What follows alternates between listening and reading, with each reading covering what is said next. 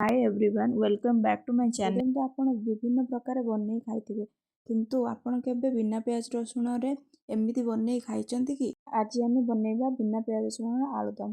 कड़ाई रे किछि तेल देई सेतिरे आगुरु सिझे रखिथिबा आलू को स्वाद अनुसार लूण हळदी देई किछि समय पय भाजी नबा। कड़ाई रे किछि तेल कंचा लंका जीरा तेजपत्र दबा सेतिरे आउ किछि बाटी रखिथिबा अदा को देई ताको किछि समय पय कसी नबा। मसला भलो भाबरे कसी ही गला परे सेतिरे लूण हळदी लंका गुंड और धनिया गुंड दे आउ किछि समय कसी नेबा। तापरे सेथिरे टमाटो बादाम रो पेस्ट दे ताको भलो भाबरे किछि समय पय कसी नबा।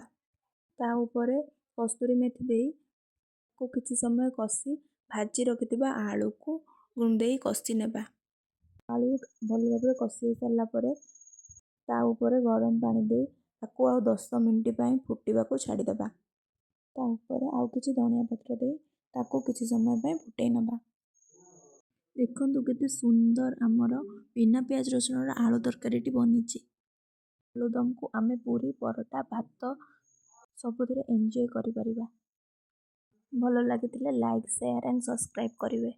Thank you for watching.